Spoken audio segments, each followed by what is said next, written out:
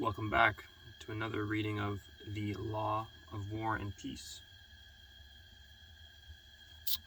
by Hugo Grotius.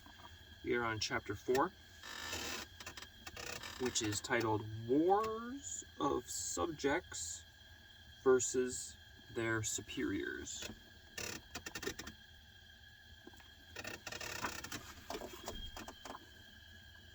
Number 1. War may be waged by private persons against private persons.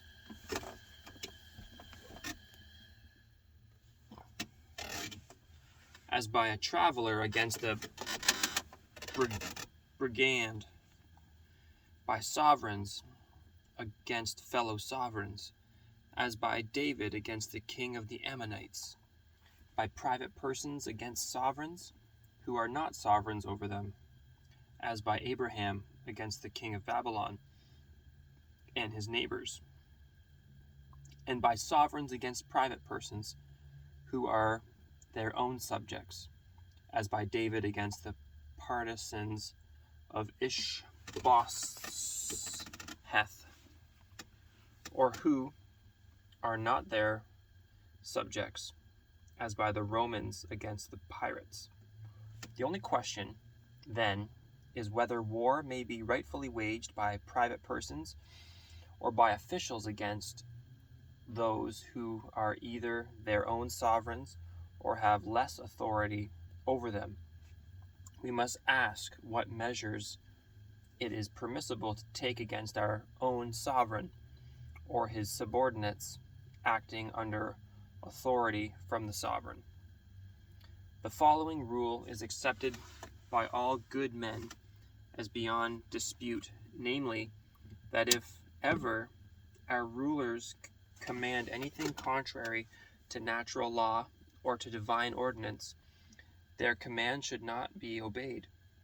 For when the apostles said that God was to be obeyed rather than men, they appealed to a sure principle engraved on the hearts of all men, which you will find expressed by Plato in nearly the same words. But if in such a case or any other, our sovereign, because he pleases to do so, inflicts some injury on us, we should bear that rather than resist him by force. Number 2. By nature, indeed, all men possess the right of resistance to defend themselves from injury, as we said above. But civil society was instituted to preserve the public tranquility. So the state thereby acquires a great right over us and our property to the extent that it need to achieve its end.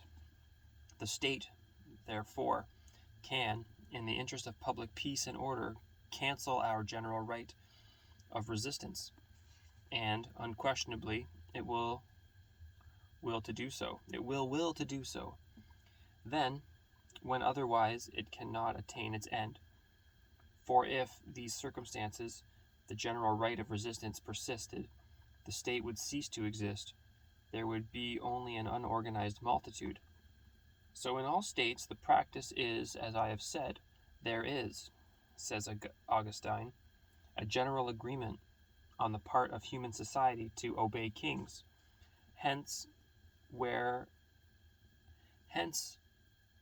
everywhere the majesty, that is, the dignity of the people, or the single man whose sovereign is guarded by innumerable laws and penalties, it could not be maintained if the right to resist him was open to all. If a soldier resists a centurion attempting to chastise him and grabs the official's staff, he loses his rank. If he willfully breaks it and lays hand on the centurion, he is punished by death. Number 3. By Jewish law, a man who disobeyed a high priest or a ruler of the people, especially appointed by God, was condemned to die. Number 4. In the New Testament, when Jesus bade us, render to Caesar the things that are Caesar's, He wished his disciples to understand that obedience, coupled, if need be, with patience, should be paid to all sovereign powers as much as, if not more than, the Jews had paid to their Jewish kings, and that best of interpreters, the Apostle John, enlarging on Christ's words, describes more fully the duties of the subjects, saying, among other things, whosoever therefore resisteth the power, resisteth the ordinance of God, and they that resist shall receive to themselves damnation. Further on he adds, for he is a minister of God to thee for good. And then, wherefore ye must needs be subject, not only for wrath, but also for conscience sake. Under subjection, Paul includes the duty of non-resistance as a result, not only for our fear of a greater evil, but of our sense of the obligation we are under both to man and to God. He adds two reasons. First, that God has given his approval to this order of ruling and obeying. And second, that this order works for our good. But someone may say, there is no good in suffering injustices, to which others may reply, with more truth, it seems to me, than exact adherence to Apostle's meaning, that these very injustices have a value for us, since our patience will not fail of reward. To me, it seems rather that the Apostle had in mind the universal end proposed for this present order, which is the public tranquility, within which is included that of the individual. And this good end, unquestionably, we attain most often through the functioning of the public authorities. For no one wants to do himself harm, and the well-being of a ruler consists of the well-being of his subjects. Even if sometimes in an excess of fear or anger or other emotion our rulers are impelled away from the straight path which leads to tranquility, we should regard this as one of the less common occurrences, which, as Pacis says, are outweighed by the better things that ordinarily happen. At this point we must quote those never sufficiently remembered words of Pericles in Thucydides.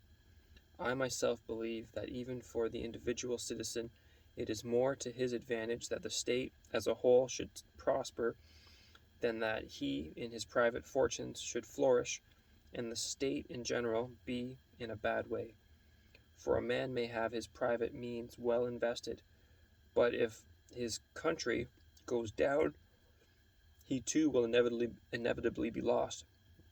Contrariwise, a man who meets with misfortune in a prosperous country is through it much more easily saved from ruin.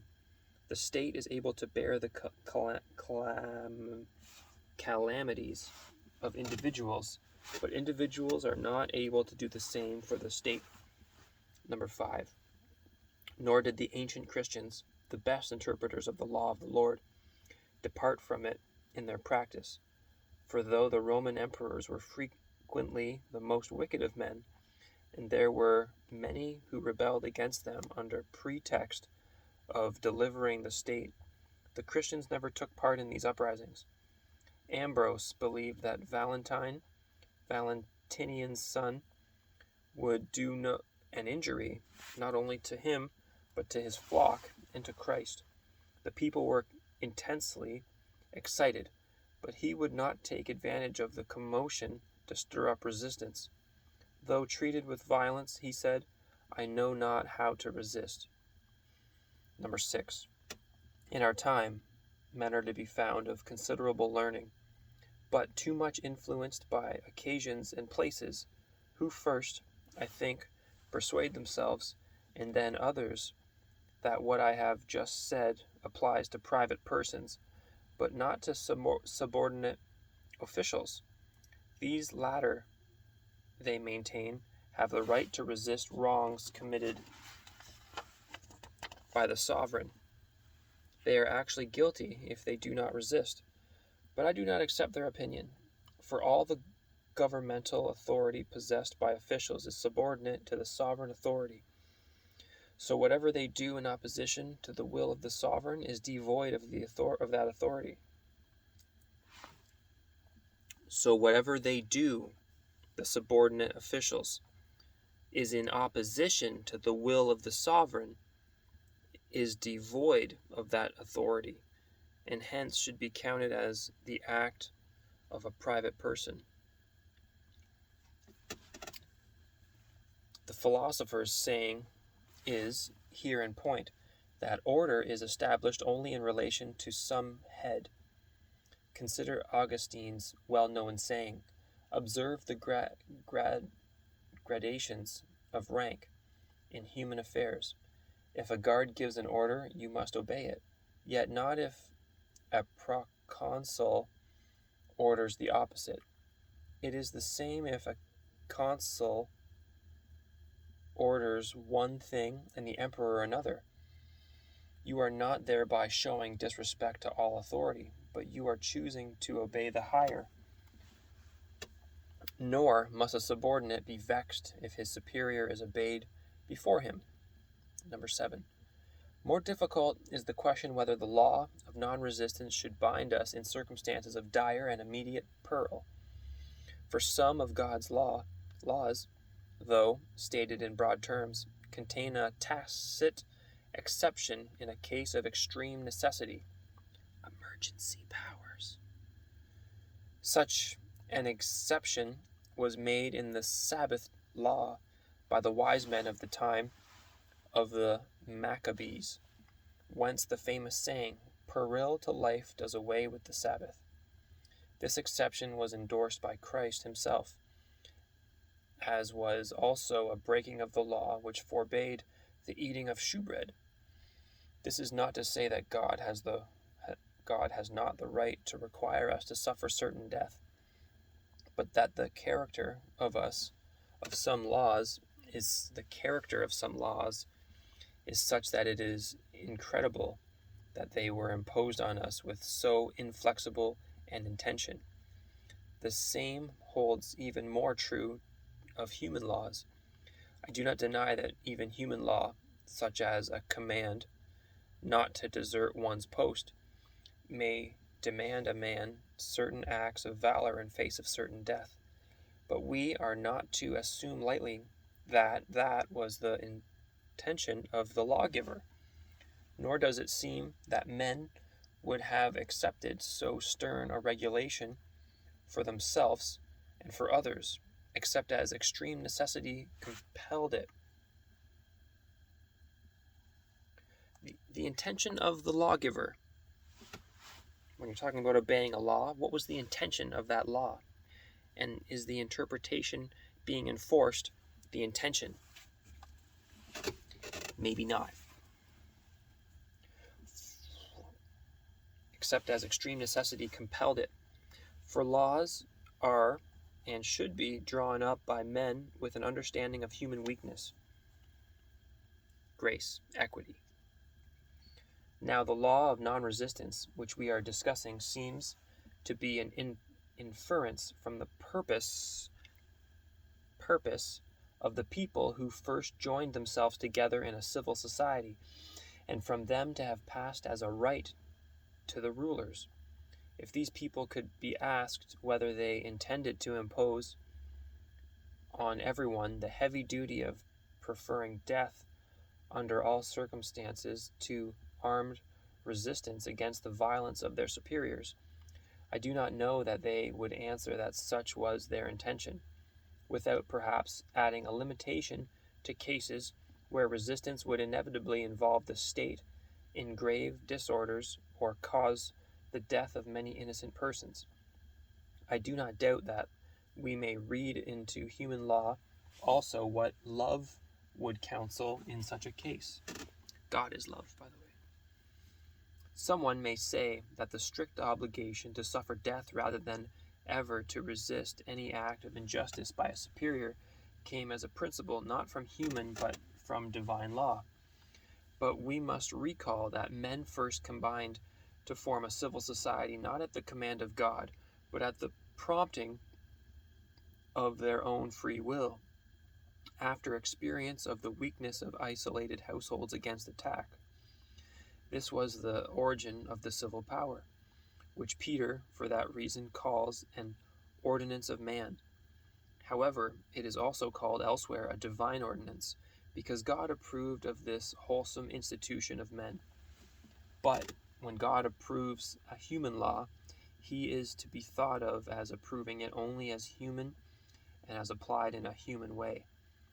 Barclay, the strongest advocate of monarchical government, yields, nevertheless, so far as to grant to the people or to an outstanding party of the people,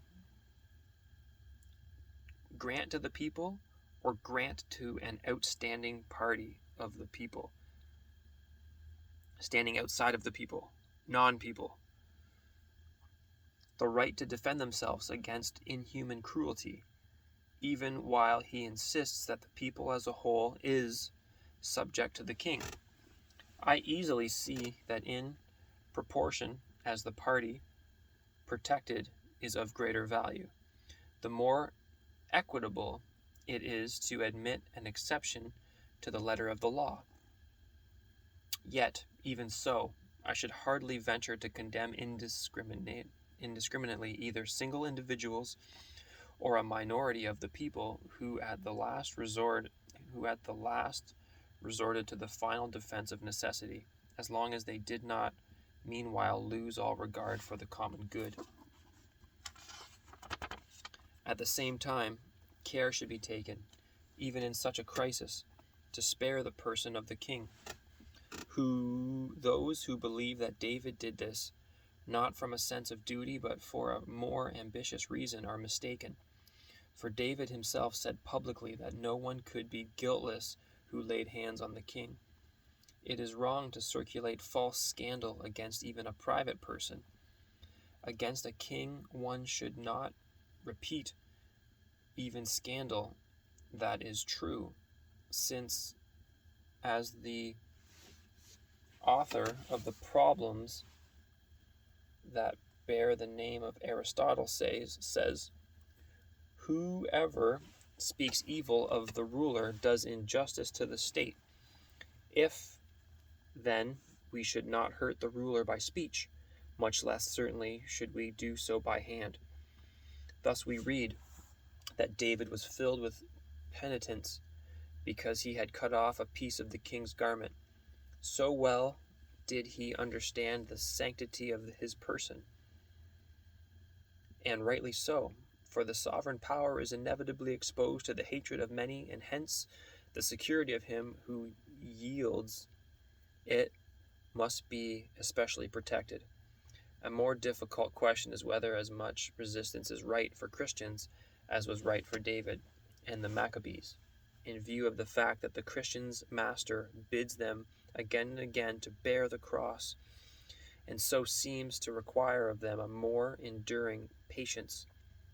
Certainly, when rulers threaten Christians with death for their religion, Christ allows them to flee, allows those, that is, who are not bound by some compulsion of duty to their posts. But he allows nothing more than flight. And the faith of the Christians waxed strong, we read, principally through their long-suffering. Sovereigns, we have said, cannot lawfully be resisted, but there are things to be taken into consideration, of which we should now inform the reader, that he may not suppose persons guilty of breaking this law who in fact are not guilty. Number 8. First, then, when kings are held accountable to the people, whether they receive their authority thus limited at that beginning, or whether there was later an agreement to this effect, as at Sparta, then, if they transgress the laws or do injury to the commonwealth, they may not only be resisted by force, but, if necessary, punished by death, as happened to Pausanias, king of the Spartans. Number 9. Second, if a king or anyone else abdicates his authority or openly relinquishes it, from that time on everything may be done to him that may be done to a private person. But he is not to be considered to have relinquished it if he is merely negligent about it. That's like with our trusts. We haven't claimed them, and they've become a constructed trust, because we haven't expressed them into an express trust, and we don't lose them because we are the owners of them. Our signature your mother's signature is the power. But he is not to be considered to have relinquished it if he is merely negligent about it. My people die from a lack of knowledge, ignorant, neglect. Interesting. Number 10. Third, a king who actually attempts to alienate his kingdom or subject it to the ruler of another man may, I do not hesitate to say, be resisted in his attempt. For the sovereign power is, as we have said, one thing, and the mode of holding it is another. I do not hesitate to say, but the sovereign power is one thing, and the mode of holding it is another. Beneficiary, equitable interest, legal title, trustee.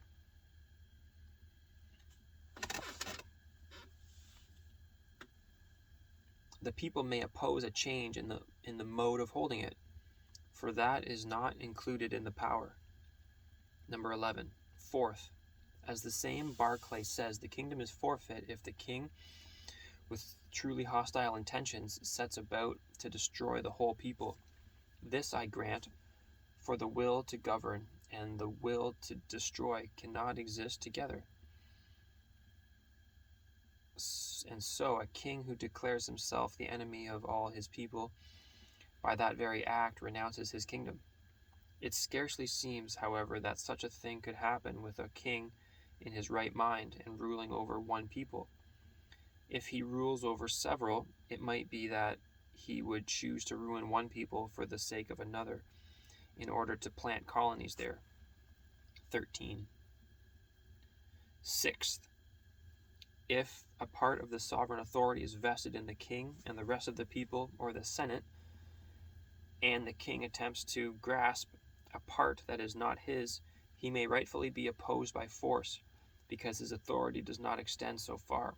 This rule, in my judgment, holds even though, as we said, the power of making war belongs entirely to the king, for that rule is to be understood as applying only to foreign wars. Certainly, whoever possesses a part of the sovereign authority must possess the right to defend it, and in that defense a king may lose even his own part of that authority through the law of war. Number 14. Seventh, if in the conferring of sovereign authority the statement is made that under certain conditions the king may be resisted, we should not say that under such an agreement a portion of the sovereignty is withheld from him. Yet certainly some natural liberty is thus retained and exempted from royal control. He who gives away his right can by agreement put a limit on that right. He who gives away his right can by agreement put a limit on that right. That's what we've done. We have considered, number 15, we have considered one who has or had a lawful right to govern. We have yet to consider the usurper of governing power, not after he has established his right through long possession or by agreement, but while his claim to possession is still unlawful. Now, while he is in this position, the acts of government he performs may have a binding force, not for any right on his part, for he has none, but because it is highly probable that the rightful owner of the authority whether that is the people themselves or the king or the senate, would prefer that for the time being his orders should be accepted, de facto government, as valid, than that all law and justice should be overthrown and utter confusion follow.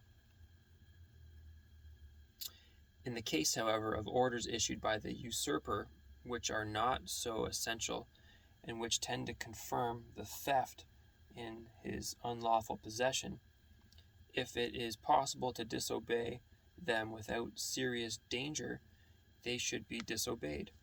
Whether it is right to use the force to use force to overthrow such a usurper or even kill him is the next question before us. Number 16.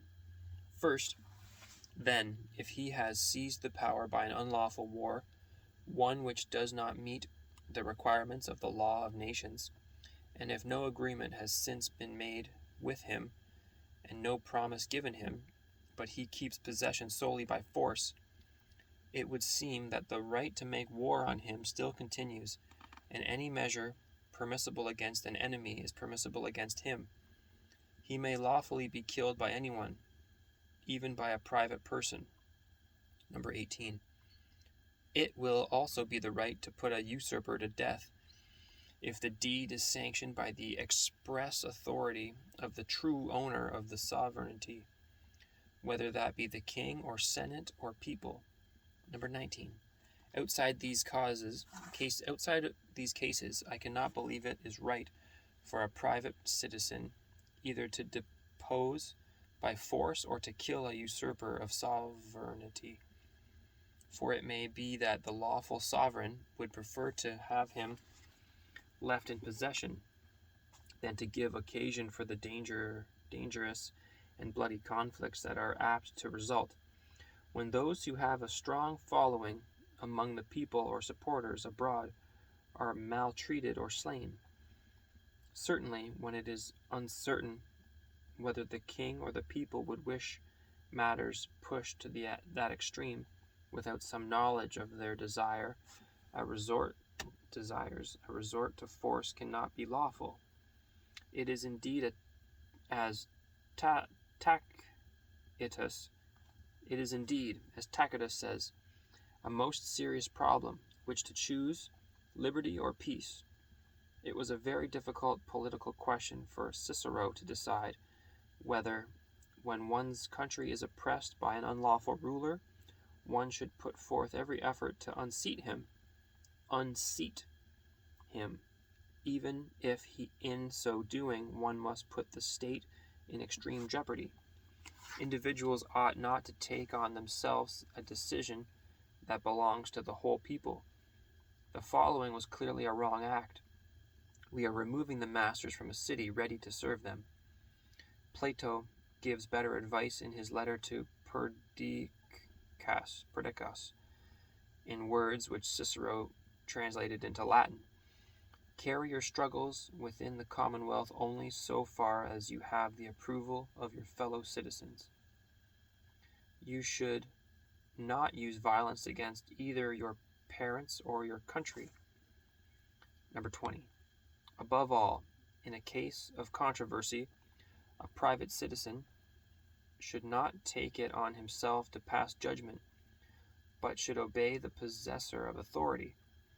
Thus Christ ordered the payment of tribute to Caesar, because the coin bore his image, that is, because he was in possession of the government.